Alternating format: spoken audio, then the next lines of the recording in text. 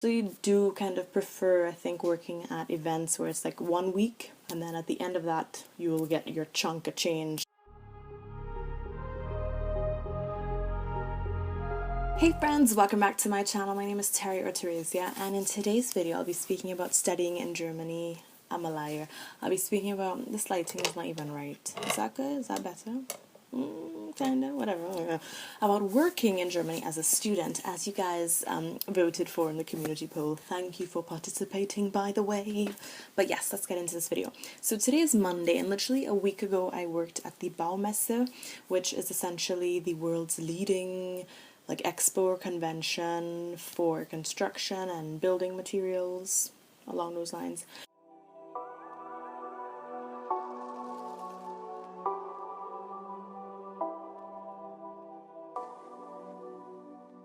Yeah, so it was like a hostess kind of thing, and this is the second time that I've worked at this particular expo. It only happens every 2 years, and last year I actually worked at one that was similar, basic concept, yeah, at Messerstadt basically. So I just thought that was kind of a cool topic since it's so fresh in my head to talk about working. So I moved back to Germany when I was around 18 after I did my A-levels in the Caribbean, Trinidad and Tobago to be specific.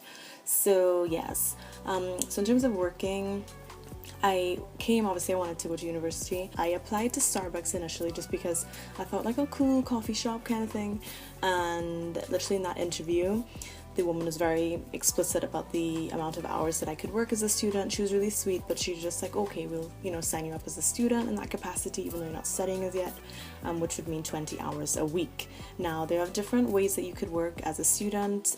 So for example, there's the mini job, which is like 450 euros a month.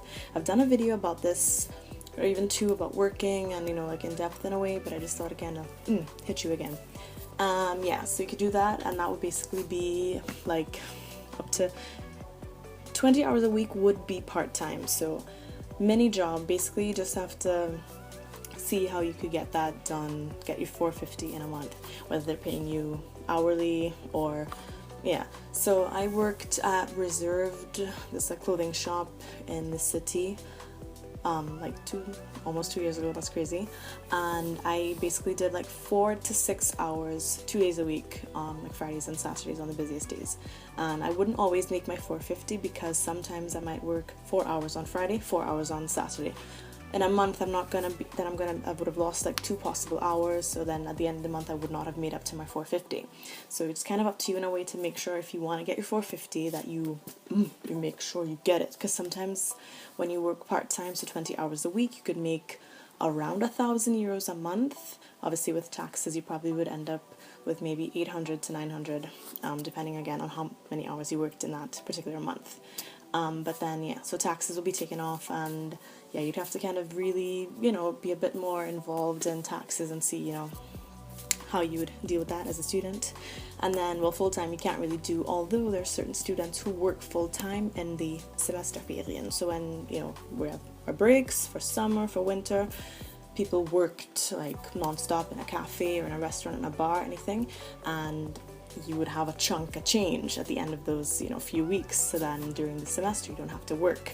I'm not exactly sure what the case would be for really like international students particularly, but I definitely think that on certain websites there should be some information. I think I'm going to try to look and see if I could find anything that could be remotely helpful, because again, I'm not too clear on what the stipulations might be.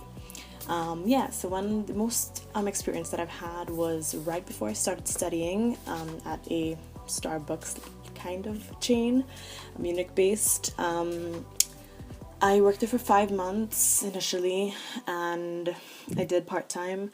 Again, I wasn't a student yet, so I worked part-time. That was 4 days a week, and then I would typically walk away with maybe, again, between 850 to 900 a month, which at like 18, 19, I was like, oh my god, I'm rich. And yeah, then I did an internship, and that was on a 450 basis every day. So that was full-time for 3 months, but it was only on a 450 basis because, you're an intern, essentially. Yeah, so usually when you apply for jobs, though, there's certain things that you need to have or present typically. So when I applied for the first coffee shop job, I had to make sure that I had my Gesundheitszeugnis, which is basically like your health, what do you actually call that? Your food badge, internal to be able to say your food badge, but essentially stating that you either went to a certified doctor where he explained, the different hygienic practices that you'd need to employ when working in a restaurant, in a cafe, at any food related type of event, or like I've done twice already, you go to the main building area, you can sign up online, pay 14 euros, and you go with your little confirmation thingy, you print it out, or you have it on your phone, you go and then you basically watch a little mini documentary. It's maybe like 5 to 10 minutes if so long, with a bunch of other people in the room. Then they call you up by your number. The person who is kind of conducting this session signs it to state that they were basically your witness, saying that you've participated in this, you're eligible to work in the food industry, and then you're off and you can work. It's valid for 2 months, but then you have to get another one. So then at the back of it they have like a bunch of different rows for your employer to sign it, and then it's valid for I think 2 years. So every time you change an employer, you have to get a new Belehrung basically. And then apart from that, you have to health insurance, your tax number, social security, all that. It's not social security, but all those types of documents. I have a list from like the first email I got of all the documents I need, so I'll put that up here. I had that in the last video as well, but again, for re-emphasis, reiteration. So yeah, working as a student, it could be really cool, and it depends on the person that you're working for, the company that you're working for. You can literally tell them the days that you'll be off. So I remember 2 years ago I had applied for a job working at like some fashion labels, like their showroom warehouse thing.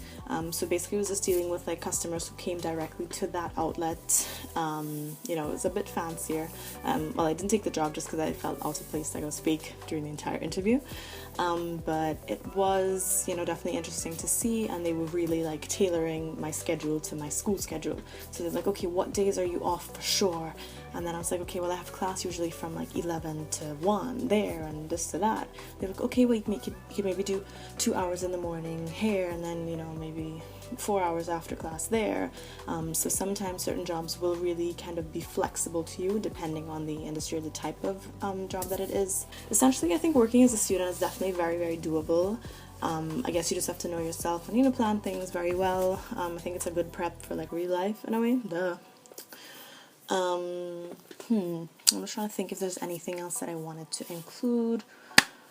As I said, I actually do kind of prefer, I think, working at events where it's like 1 week, and then at the end of that you will get your chunk of change, as opposed to working a few hours here during all the weeks and then getting that money at the end of the month. I think I prefer going straight through. Okay, and then I have the rest of the few weeks to relax, and then I get my money. It's a bit more intense, I guess, but I just kind of prefer that. I have blown off school to work at events like that, but for me it was kind of worth it, as opposed to going to the same workplace 2-3 times a week. I don't know, but that's just me. And I had mentioned in the past video of certain like platforms or places to apply to, and at the same event there was this girl who was also working with us, and she found out about the job through ucastme.de, which I mentioned before, and I'm actually signed up with them, but I had never really gone through with it because I was a bit nervous, just because you had to put in like, I thought, sensitive information like your tax number and your social security thing. I was like, do I really want to put this into an online portal? But that was the first person I met who actually, she said she uses it, the website, fairly often, and she always gets gigs, and they pay really well too. So it's really cool that they have like the list of jobs, and I actually saw that actual notice for that job that she was working for. So it's cool. You have a detailed overview of what the job will entail, how much money you'll make, what the hourly rate is, what company you're actually working for under the agency, I guess. So that's pretty cool. And then while I was there's another girl who mentioned an app to me called ZenJob, and she says that they have like literally daily listings, and it looked really cool, the app itself.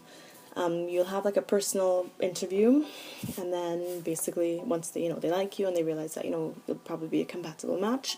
Sorry, I'm a bit out of breath. Then you basically can just go through the jobs, look at the different things, of course, apply with all your little documents and stuff, and kaboom.